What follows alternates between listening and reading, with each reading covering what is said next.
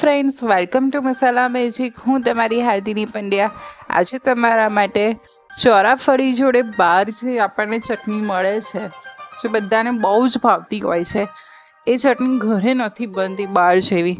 તો ઘરે કેવી રીતે બનાવીશું એની રેસીપી લઈને આવીશું. તો ચલો આપણે રેસીપીની શરૂઆત કરીએ.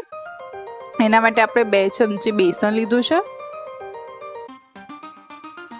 એને થોડું પહેલાં પાણી લઈ વિસ્ક કરી લઈશું પ્રોપર, કે જેથી બેસનના કોઈ બી ગાંઠા ના રહે.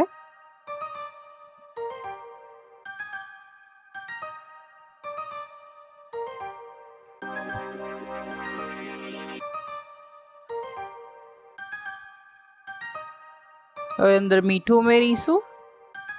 એક મિક્સર જારમાં ધાણા લઈશું, ફુદીનો લઈશું, લીલા મરચાં લઈશું, લીંબુના ફૂલ લઈશું અને બધાને સરસ આ રીતની ચટણી પ્રિપેર કરી દઈશું. હવે આપણે જે ચણા લોટનું જે મિશ્રણ હતું એને ગેસ પર મૂકી લો ફ્લેમ પર એને કન્ટિન્યુ સ્ટર કરતા કૂક કરીશું.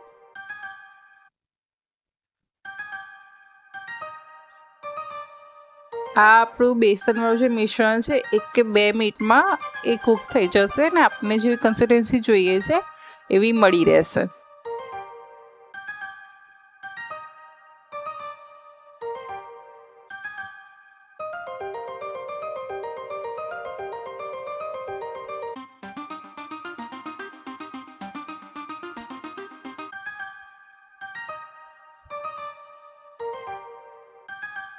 હવે આપણું એ કન્સિસ્ટન્સી રેડી થઈ ગયેલી છે, એટલે આપણે એને ઠંડુ કરવા એક બાઉલમાં લઈ લઈશું.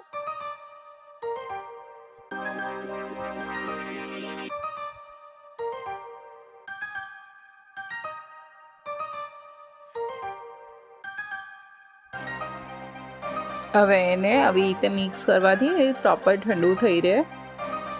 એટલે આપણે જે ચટણી પ્રિપેર કરી હતી એ એડ કરીશું. અત્યારે આપણે 3 ચમચી લઈએ છીએ. તમે નાના બચ્ચાઓ માટે બનાવતા હોય તો તમે તીખાશ ઓછી કરવા તમે 3 ચમચી એડ કરી શકો છો. અને જો મોટા માટે બનાવતા હોય, તીખું ખાવું ગમતું હોય, તો તમે આ ચટણી વધારે એડ કરી શકો છો. એમાં સંચળ લઈશું, જીરા પાવડર લઈશું, બધાને પ્રોપર મિક્સ કરી લઈશું.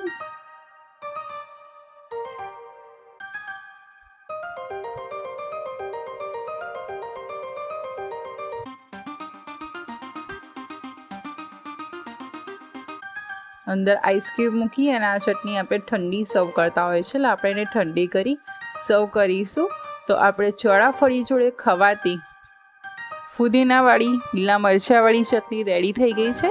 હવે બીજી રેસીપી સાથે ફરી મળીશ. આવજો. જય શ્રી કૃષ્ણ.